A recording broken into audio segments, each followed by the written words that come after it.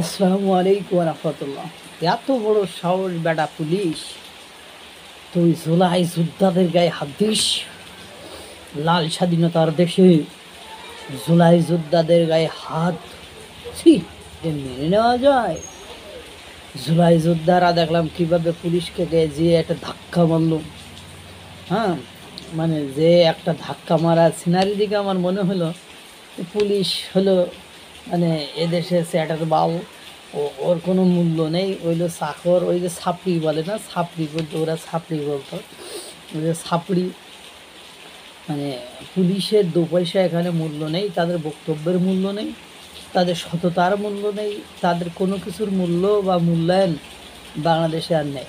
বাংলাদেশ বলতে এখন একমাত্র জুলাই যোদ্ধা যারা আছে তারাই। তারা যদি বলে পুলিশ তুমি প্যান্ট খুলি দাঁড়িয়ে থাকো, তাহলে পুলিশকে প্যান্ট খুলি দাঁড়িয়ে থাকতে হবে। তারা যদি বলে পুলিশ তাকে চুম্মা দিয়েছে, তাহলে পুলিশ তাকে চুম্মা দিয়েছে। তারা যদি বলে পুলিশ তাকে থাপড়ায় আছে, তাহলে পুলিশ তাকে থাপড়ায় আছে। মানে বুঝতে পেরেছেন, এদেশে মুক্তিযোদ্ধাদের গলায় জুতার মালা দেওয়া হয়, আর জুলাই যোদ্ধা যারা তাদেরকে ফুলের মালা, তাদেরকে পিরিত দেখানো হবে। তাদের নিয়ে আপনি সমালোচনা করবেন, আপনার চাকরি চলিয়ে যাবে, চলিয়া যাইবে আপনার সার্কি, মানে সার্কি, বুঝলেন না, চাকরি তো না সার্কি, মানে যে সার্কির আর কি কোনো নিরাপত্তা নেই। যাই হোক, গতকালকে রাজধানী ঢাকাতে পুলিশ নাকি জুলাই যোদ্ধা কি একটা ম্যানহোল ফ্যানহোলের মধ্যে মানে বাঁশ দেওয়া নিয়ে জুলাই যোদ্ধার সাথে তার কথা কাটাকাটি হয়।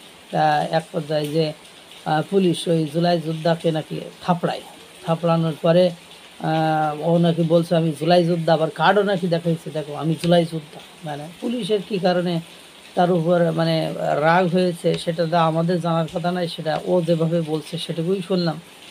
তারপরে ও আবার তার সাঙ্গপাঙ্গদের ডেকে নিয়ে এসে দেখলাম যে সেই পুলিশকে আবার জোরে দিয়ে ধাক্কা দিচ্ছে, মানে গায়ে দিয়ে এমনি জোরে ধাক্কা দিয়ে পুলিশ পরবর্তীতে সেখান থেকে চলে গিয়েছে। আর এরা আবার আন্দোলন করছে, এখন ওই পুলিশের তারা অব্যাহতি চায়, তার স্থায়ীভাবে চাকরি খেয়ে নিতে হবে, তার চাকরি তো যাবেই, তাকে আবার জেল হাজতেও পাঠাইতে হবে।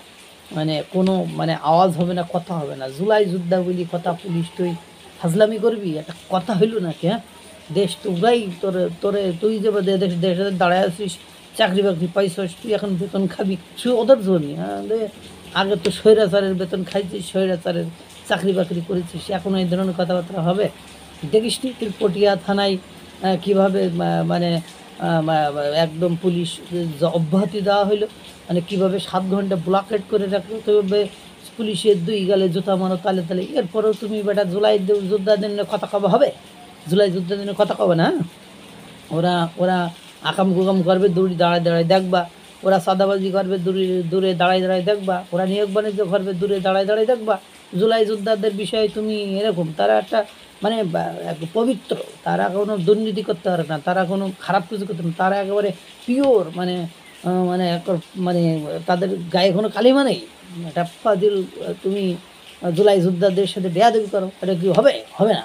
চাকরি তোমার থাকে, চাকরি তোমার রাখা যাবে না, এটা বোঝো না কেন তোমরা? না, হাস্যকর বিষয়টা এই যে পুরো বাংলাদেশ জুড়ে এখন সার্কাস চলতেছে, এই সার্কাসের আর দেখতে ভালো লাগে না। বাংলাদেশের যে অবস্থা, কোন দিকে যায় কী হয় আল্লাহই ভালো জানে।